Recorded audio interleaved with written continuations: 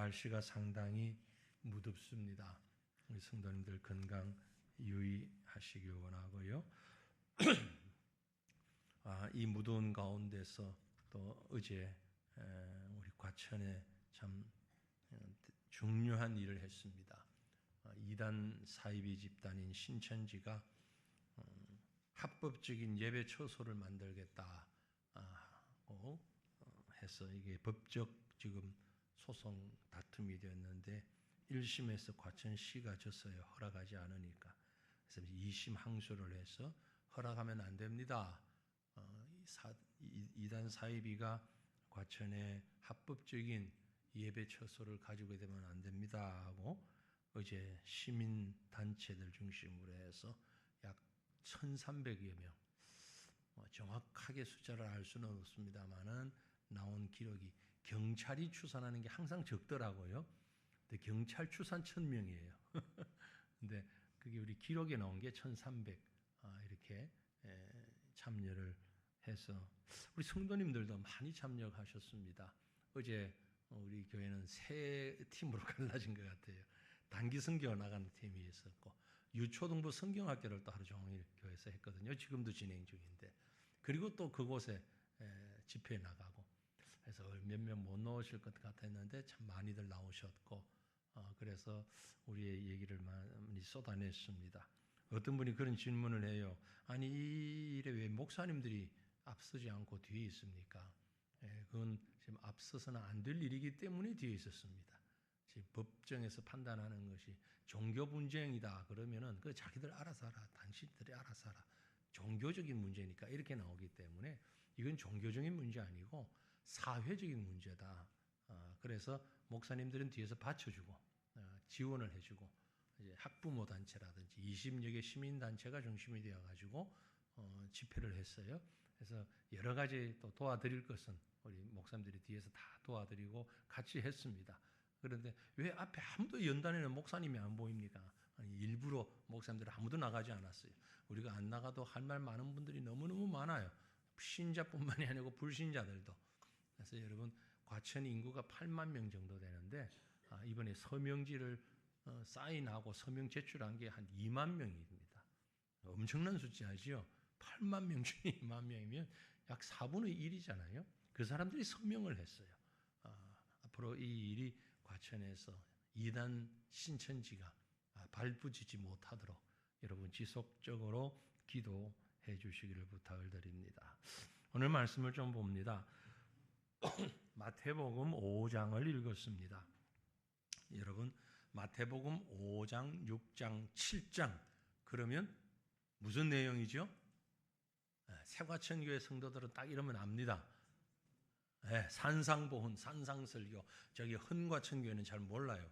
근데 새과천교회는 압니다. 마태복음 5장, 6장, 7장 산상보훈. 예수님이 육신을 입고 이 땅에 오셔가지고 주옥 같은 보석 같은 말씀으로 설교하신 그 내용이죠. 첫 부분에 나온 게 우리가 잘 아는 팔복이 나옵니다. 그죠? 8가지 복. 기억하십니까? 심령이 가난한 자 복이 있다. 애통하는 자 복이 있다. 또 온유한 자 복이 있다. 의에 줄이고 목마른 자 복이 있다. 이렇게 8가지 복을 쭉 얘기하고 그리고 너희는 세상의 빛과 소금이다 라고 말씀을 하십니다. 그러니까 이 앞부분은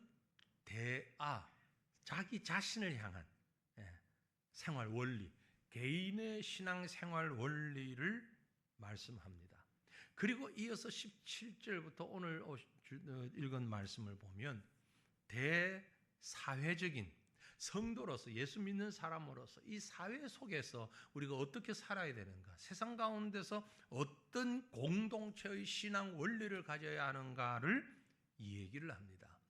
그런데 여러분 이때 당시 성경이 기록될 당시의 사회라고 하는 것은 오늘 우리가 살고 있는 이 사회와는 완전히 다릅니다.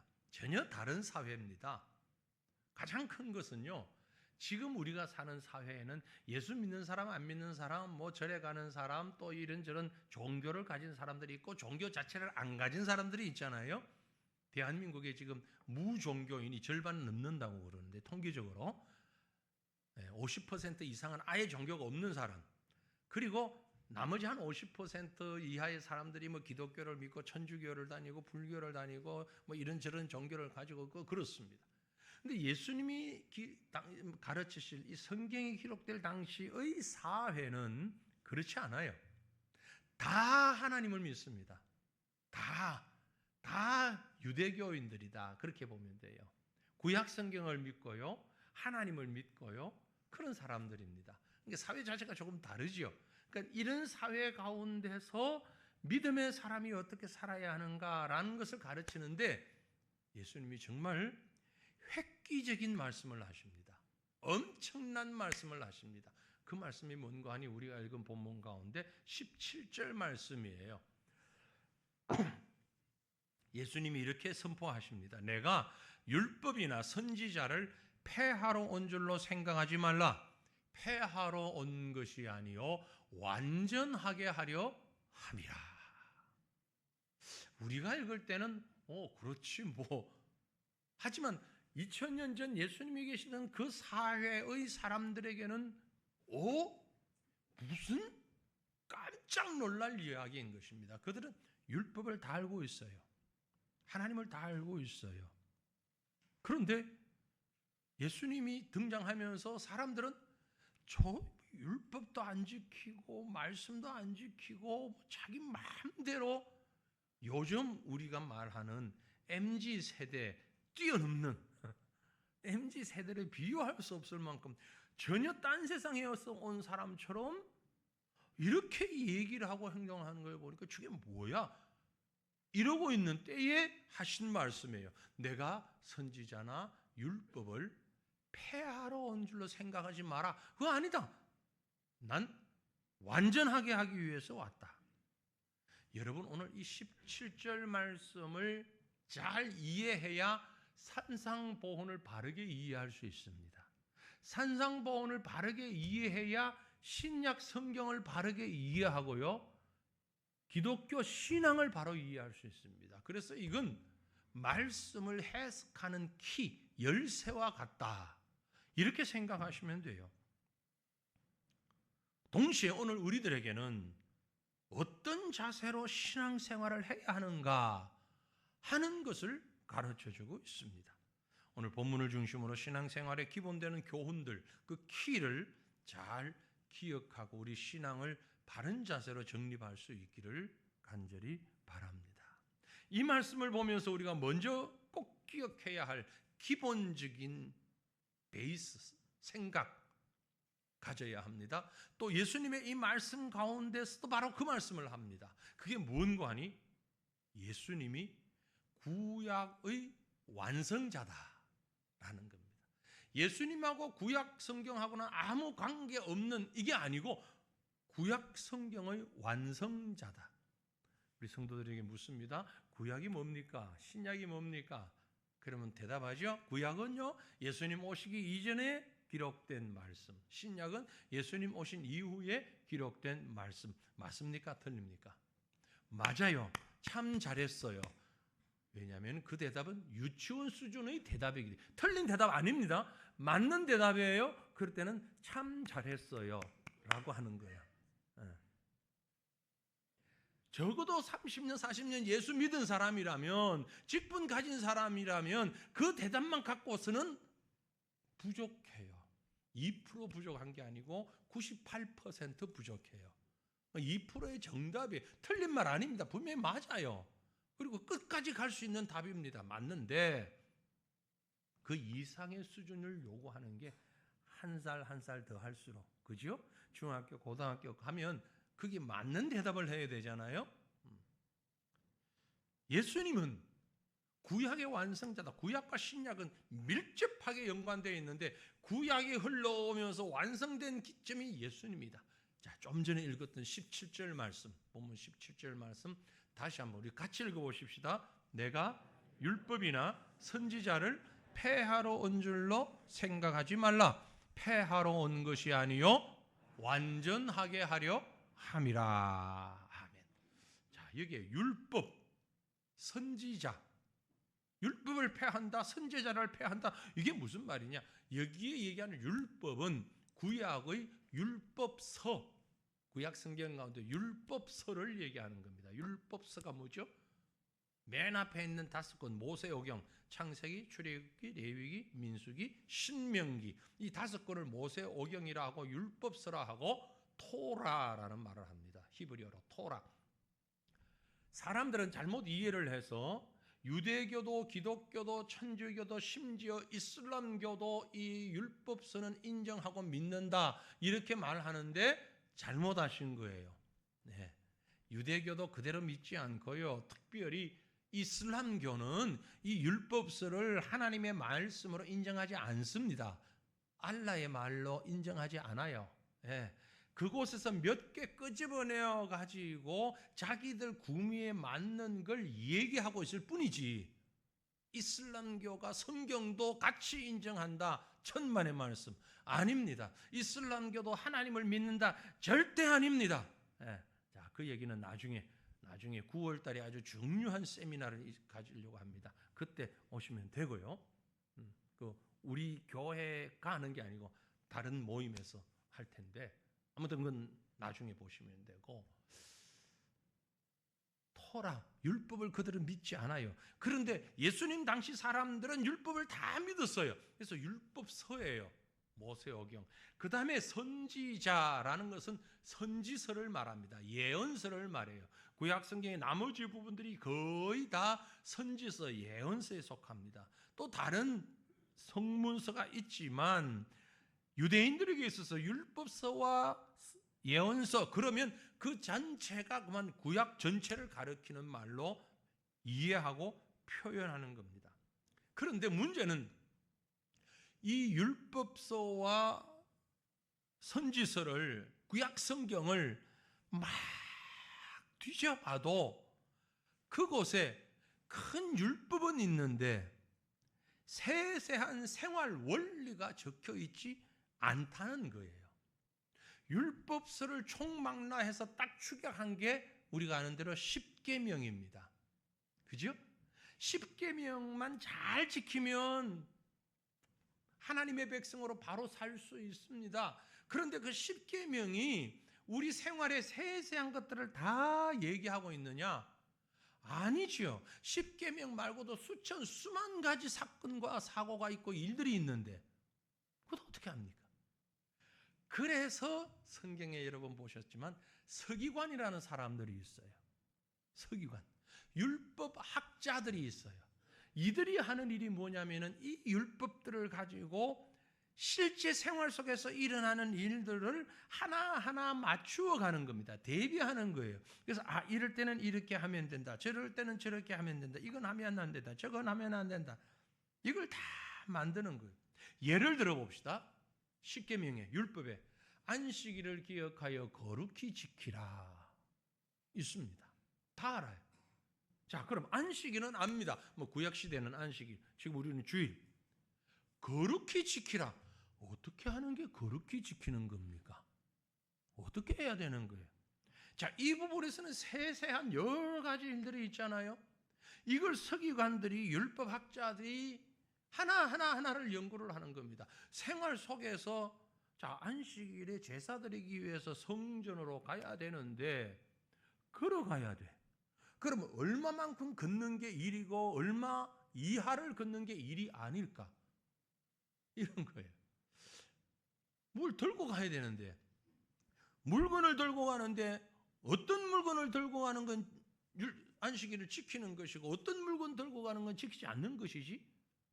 이러다가 보니까 정말 기상천외한 그런 법들이 만들어지는 겁니다. 안식일에는 무화과 열매 하나 무게보다 적은 것은 들고 다녀도 일이 아니다. 그런데 그것보다 큰 걸 들고 다니면 일이다. 걸음을 걸을 때 몇 걸음까지는 일이 아니다. 몇 걸음을 더 이상 걸으면 일이다. 안식일에도 음식을 먹어야 하는데 이게 포도주 잔이라면 포도주 잔에 포도주가 들어있고 받침까지 있는 이 이하를 들고 먹는 것은 일이 아니다. 근데 여기에 뚜껑을 덮으면 이건 일이다. 무거워지니까 뚜껑 덮으면 안 돼. 안식일은 이렇게 지켜야 돼. 이런 법들이 만들어지는 거예요. 실제로 이스라엘에서 유학하고 온 목사님들 얘기를 들어보니까 기숙사에 안식일 날 전기 스위치를 켜는데 하나를 켜는 건 일이 아니야. 근데 둘을 켜면 일이야 이게. 그래서 유대교를 신실하게 믿는 학생은 들어가면 불 하나만 킨다는 거야. 앉아가지고 동료가 들으면 어이 친구가 하나 더 켜시오. 당신은 안식일 범해도 되잖아. 나는 안 돼. 내가 하나밖에 못 켜서 하나는 켜주시오. 이런다는 거예요. 뭡니까 그게 도대체. 그런데 서기관들 바리새인들이 한 일이 그런 겁니다. 어떤 건 여기에 기준, 어떤 건 여기에 기준. 이러다가 보니까 수많은 일들 가운데 종교적인 규범과 규칙이 있고 문자가 있고 문서화된 게 있고 이걸 어기면 안 되고 너무 복잡한. 그래서 사람들은 어떻게 하느냐, 서기관들에게 율법 학자들에게 가서 물어보는 거예요. 배우는 거예요. 그게 이분들의 권위가 대단해지는 거죠. 하나하나를 다 물어보고 없으면 또 그들이 모여가지고 규정을 만들고 이랬는데 예수님이란 분이 딱 나타나가지고는 안식일에 병자를 고쳐 뿐만이 아니고 그 병자를 고치고 난 다음에 내 상을 들고 가라. 그러니까 이게 뭐야, 이게 왜 안식일에 하나님의 아들이라면서 어떻게 이런 일을 하지? 뒤집어진 거예요.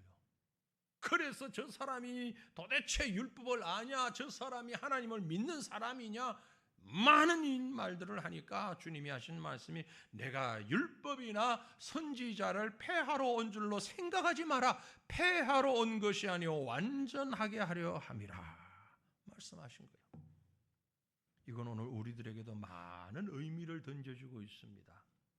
여러분, 율법의 참 뜻이 무엇입니까? 그걸 알아야 하잖아요. 참 뜻이 무엇인가? 바리새인이나 서기관들은 그 참 뜻을 알지 못하고 문자적으로만 알고 해석하고 가르치고 적용했던 겁니다. 우리 신앙은 지금 어떻습니까? 그렇게 문자적으로 그렇게 기준만 놓고 그런 신앙생활을 하고 있지는 않습니까? 서기관이나 바리새인들이 볼 때는 예수님은 신앙이 빵점이에요. 자기들은 100점이에요. 예수님은 율법을 향하여서 이건 잘못되었다, 이게 부족하다, 이건 바뀌어야 된다, 이건 보충되어야 된다, 이렇게 말씀하신 이유는 율법 자체를 보고 하신 말씀이 아니고 그들이 만들어 놓은 시행 규칙들을 두고 하신 말씀이에요. 오늘 본문 말씀 이후에 21절 이후에 보면 왜 율법만으로 부족한가를 설명하는 말씀이 거기에 있습니다. 그건 다음번에 하고요. 그래서 예수님이 나는 구약을, 율법이나 선지자를 폐하러 온 것이 아니다, 완전하기 위해서 왔다라고 말씀하십니다. 이 말씀을 하시면서 18절에도 보면 내가 진실로 너희에게 이르노니, 20절에도 내가 너희에게 이르노니, 예수님의 그 언어적 습관을 보면은요, 아주 중요한 말씀을 하실 때, 꼭 들어야 할 말씀을 하실 때 이런 표현을 하잖아요. 내가 진실로 진실로 너희에게 이르노니, 내가 또 이르노니, 내가 너희에게 말하노니. 이건 그만큼 중요하니 귀를 쫑긋 세우고 잘 들어라, 그 말씀이에요. 그럼 여기 율법을 완성한다라고 했는데 이게 무슨 뜻인가? 자, 이해를 돕기 위해서 한 가지 성경의 예를 들어봅니다. 율법서 가운데 창세기, 출애굽기 5권 성경 가운데 신명기, 그 중에서도 율법을 많이 얘기하는 신명기에 율법을 집대성했는데 신명기 21장 23절에 이런 말씀이 기록되어 있습니다. 그 시체를 나무 위에 밤새도록 두지 말고 그날에 장사하여 내 하나님 여호와께서 내게 기업으로 주시는 땅을 더럽히지 말라. 나무에 달린 자는 하나님께 저주를 받았음이니라. 여기에 나무에 달린 자는 하나님께 저주를 받았다. 누구 보고, 어떤 사건 보고 하는 얘기입니까? 어떤 일요? 예수님 십자가. 율법사들보다 나아요 지금 우리가. 아주 실력이 대단합니다. 맞습니다. 예수님의 십자가. 그런데 예수님 오시기 훨씬 이전에 1500년, 2000년 전 사람들이 이 말을 어떻게 해석했을까요? 알 수가 있었을까요? 없었을까요? 알 수가 없지. 모르지. 모르니까 이건 놔두고 뭘 가지고 해석을 했냐면은 사람이 죽으면 밤새 두지 마라. 그래서 죽으면 당일에 장사 치내라. 이런 율법을 만든 겁니다. 사람 죽으면 무조건 당일에 장사 쳐야 돼. 장례식 치러야 돼. 요즘 우리는 보통 2박 3일, 그죠? 3일장 하잖아요. 이거 법은 아닙니다. 꼭 그래야 되는 것 아니에요. 이틀장 해도 되고 4일장 해도 되고 5일장 해도 되고 상관없어요. 꼭 2박 3일 지켜야 되는 건 아닙니다. 그런데 어떤 분은 돌아가신 게 12시 1분에 돌아가셨으니까 그럼 어떻게 해야 되지? 11시 50분에 돌아가셨으니까 그럼 그날을 쳐야 되나? 그런데 매일 필요 없어요. 상황에 맞게 하시면 돼요. 근데 율법적으로는 당일에 장례 치러라. 지금도 중동 지역이나 남아시아 지역, 방글라데시도 마찬가지고 인도 지역 이쪽 가면은요, 사람이 죽으면 당일에 장례식을 끝냅니다. 또 때로는 멀리 있는 가족들도 못 와요. 그리고 다 끝내요. 반드시 그날 끝내야 된다. 물론 날씨가 더우니까 부패하니까 요즘과 같은 시설이 없는 상황에서는 그게 오히려 위생적이었을 수 있어요. 하지만 이 말씀은 그런 뜻은 아니란 말이야. 이 말씀의 의미는, 이 말씀을 해석한 게 갈라디아서 3장 13절입니다. 갈라디아 3장이 뭐라고 해석했는가 하니, 그리스도께서 우리를 위하여 저주를 받은 바 되사, 우리를 위하여 저주받으셨어요. 예수님이 잘못해서 저주받은 게 아니고 우리를 위해 저주를 받은 바 되사 율법의 저주에서 우리를 속량하셨으니 기록된 바 나무에 달린 자마다 저주 아래에 있는 자라 하였음이니라. 이 기록된 바가 바로 앞에 신명기 21장 23절을 얘기하고 있는 거예요. 갈라디아서가 그걸 해석하고 있단 말이에요. 율법은 다른 의미를 가지고 있는데 모르니 사람들이 다른 해석만 하고 있었다. 그래서 예수님이 율법을 폐하러 오신 줄로 알았는데 아니야, 폐하러 오신 게 아니라 완전하게 하려 오셨다. 폐하려 온 게 아니고 완전하게 하려 왔다. 조금 더 쉽게 설명을 드려봅니다. 여기 율법이라는 음식이 있습니다. 음식이, 율법. 우리는 밥이고 서양 사람들은 빵이고 꼭 먹어야 되는 건 있잖아요. 뭐 밥도 먹고 고기도 먹고 채소도 먹지만 아무튼 밥은 꼭 먹어야 되는 음식. 사람은 밥심으로 산다. 뭐 그러니 밥을 꼭 먹어야 돼.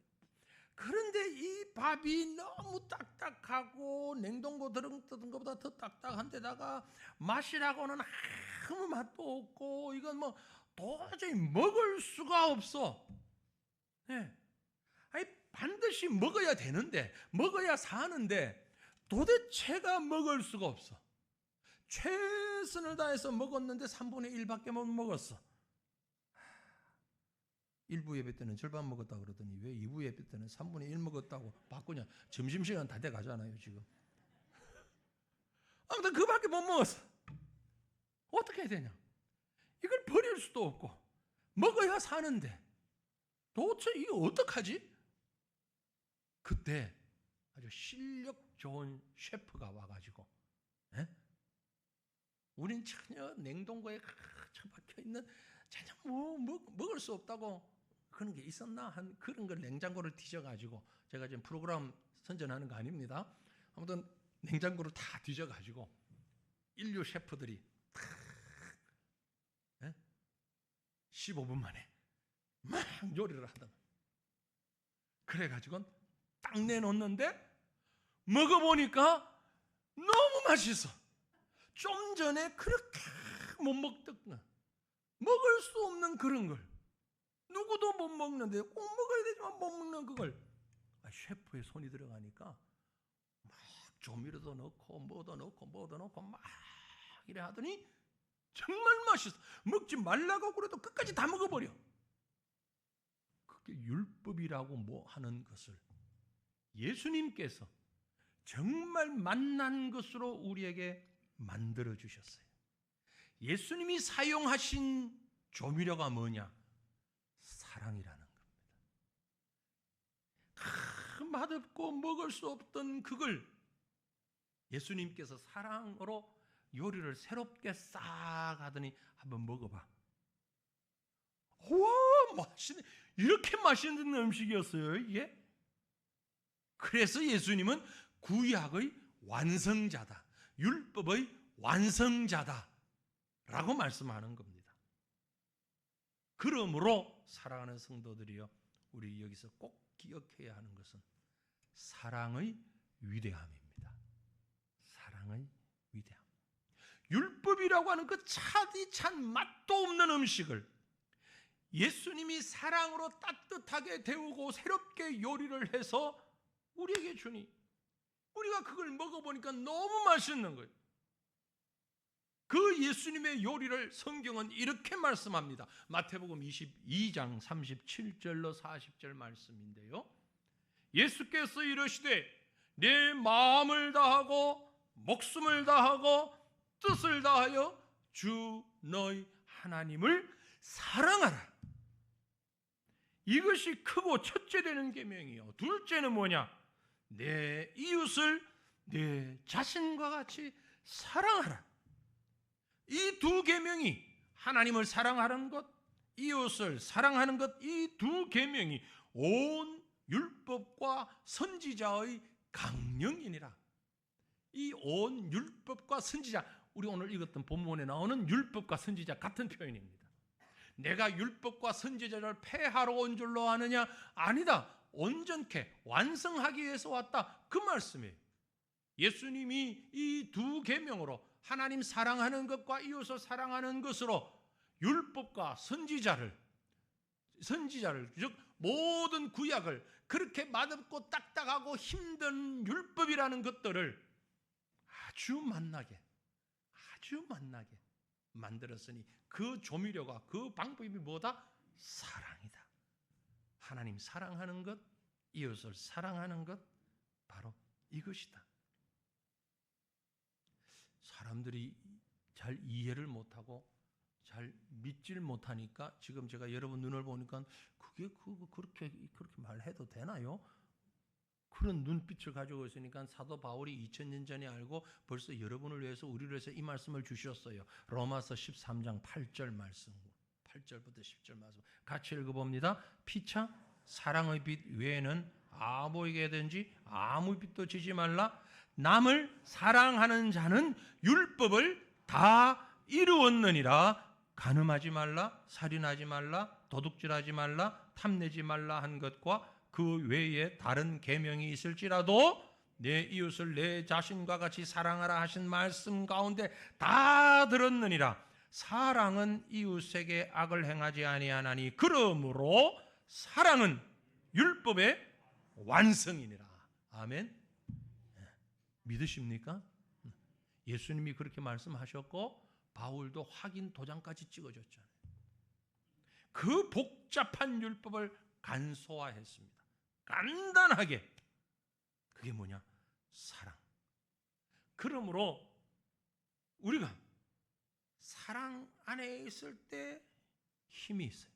사랑 안에 있을 때 생명이 있어요. 기독교는요, 우리가 믿는 성경은 사랑을 떠나면 아무것도 아니에요. 아무것도 아니에요. 율법보다 더 딱딱해. 더 딱딱해. 들어줄 수가 없어. 지킬 수가 없어.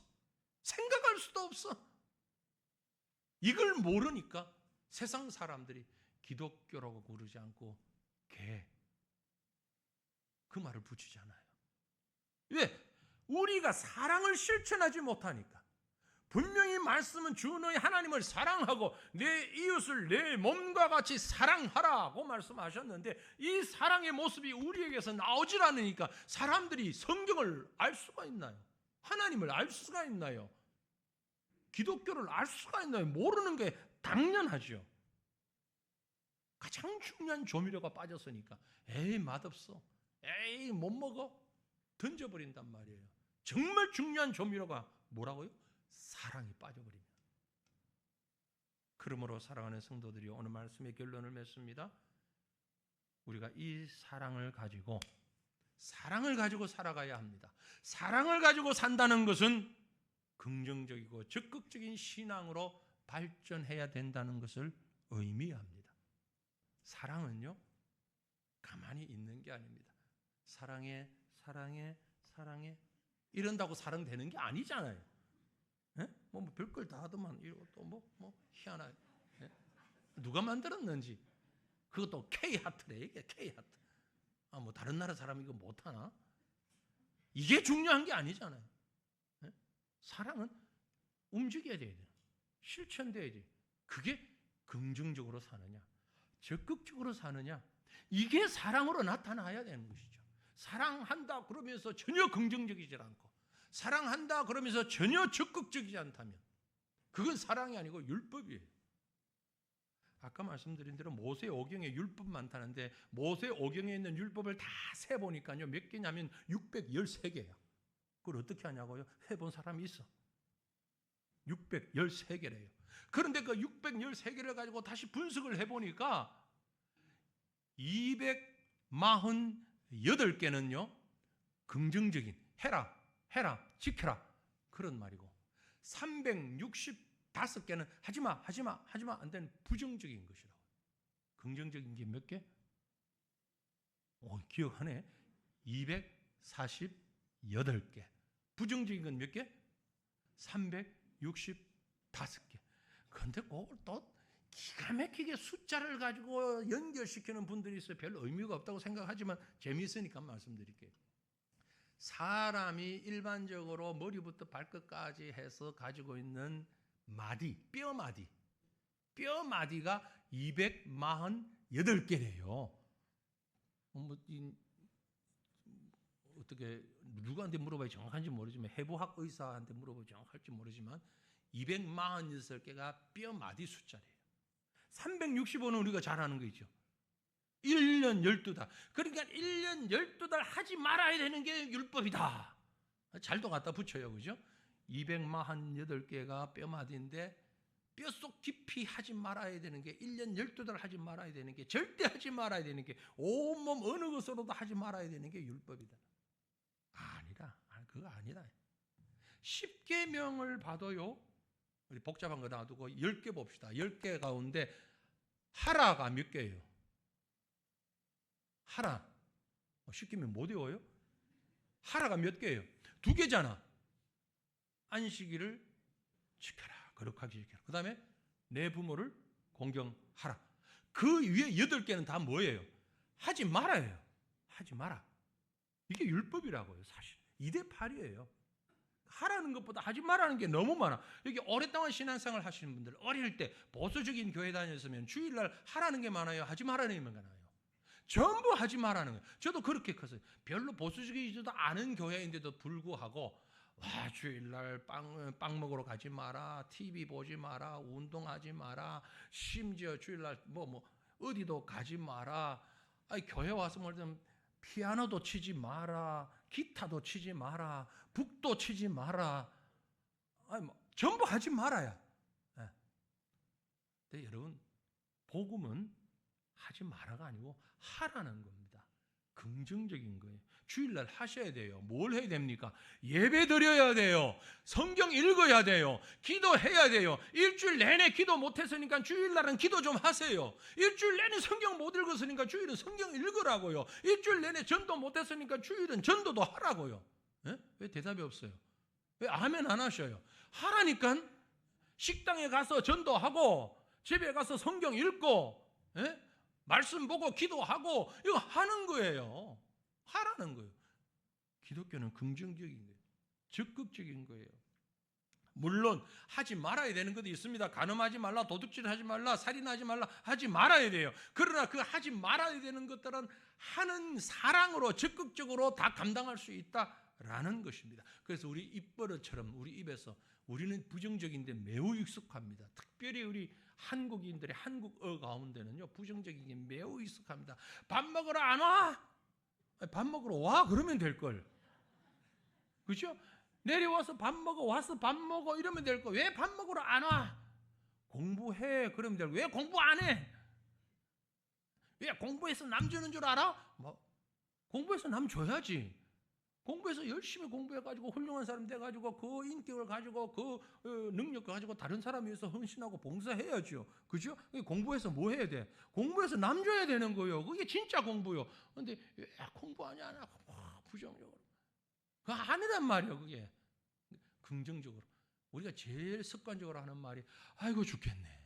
아이고 더워서 죽겠네. 아이고 추워서 죽겠네. 배불러 죽겠네. 배고파 죽겠네. 이래도 죽고 저래도 죽고 죽겠네. 죽겠네 소리 하지 마요. 습관적으로 죽게 나오면은 뭐라고 그래야 돼? 죽게 있네. 배가 불러 죽게 있네. 추워도 죽게 있네. 더워도 주님께 있네. 죽게 있네. 죽겠네가 아니고 긍정적으로 살자고요. 가장 강한 긍정이 뭡니까? 하나님을 사랑하고 내 이웃을 내 몸과 같이 사랑하라. 하나님을 사랑하고 내 이웃을 내 몸과 같이 사랑하라. 가장 긍정적이고 가장 적극적인 겁니다. 행동하라는 겁니다. 행동하라는 것.